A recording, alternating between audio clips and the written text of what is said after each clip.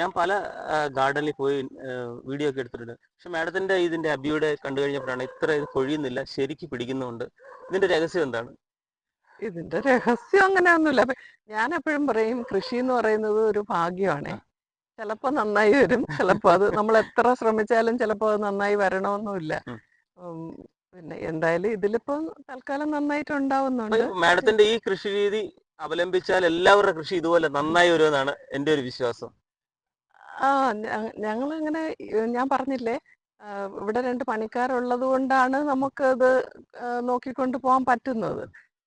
ഇപ്പോ അങ്ങനെ ഒരുപാട് കൃഷിയെ പറ്റി പറയാനുള്ള അനുഭവം ഇല്ല. എന്നാലും ഇത് എനിക്ക് അങ്ങനെ തോന്നിയിട്ടില്ലേ ഗാർഡന് വന്നപ്പോ? ഏറ്റവും നല്ല ബെസ്റ്റ് ക്വാളിറ്റി, ബെസ്റ്റ് എല്ലാ കൃഷി രീതികളെല്ലാം നല്ല രീതിയിൽ ചെയ്തിട്ടുണ്ട്. ഇതിനപ്പുറം ചെയ്യാന്നൊക്കെ പറയുന്നത് സ്വപ്നങ്ങളിൽ മാത്രമാണെന്ന് എനിക്ക് തോന്നുന്നു. അത്ര നല്ല രീതിയിൽ ചെയ്തിട്ടുണ്ടല്ലോ. അത് ഇതിനു വേണ്ടി ഇപ്പം ഈ തൈ വെച്ചത് മുതൽ ഈ 2 വർഷക്കാലവും പതിവായിട്ട് അതിന് കള നീക്കുന്നതാണെങ്കിലും വളം ഇടുന്നതാണെങ്കിലും വെള്ളം ഒഴിക്കുന്നതാണെങ്കിലും നമ്മൾ ഒരു മുടക്കം വരുത്താതെ ചെയ്തിട്ടുണ്ട് ഇതുവരെയും.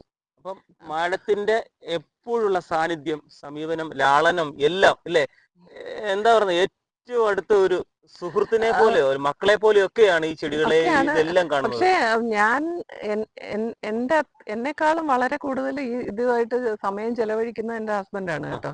രാവിലെ എഴുന്നേറ്റാല് തോട്ടത്തിൽ ഇറങ്ങി അവരുടെ കൂടെ നിന്ന് അന്നന്ന് ചെയ്യേണ്ട കാര്യങ്ങളെല്ലാം നോക്കി പറഞ്ഞേപ്പിച്ച് എല്ലാം എന്തൊക്കെയാണ് പ്രശ്നങ്ങൾ എന്തെങ്കിലും ഉണ്ടെങ്കിൽ അതൊക്കെ നോക്കി മനസ്സിലാക്കി എല്ലാം ചെയ്യുന്നത് എൻ്റെ ഹസ്ബൻഡാണ്. രാവിലെ ഓഫീസിൽ പോകുന്നതിന് മുമ്പ് ഇതെല്ലാം ചെയ്തിട്ടാണ് പോകുന്നത്. വൈകിട്ടും 4 മണിയാകുമ്പോൾ ഒന്ന് ഇറങ്ങി പിന്നെ ഒരു 6 മണി വരെ അവരുടെ കൂടെ ഇതിൻ്റെ കൂട്ടത്തിൽ തന്നെ കാണും.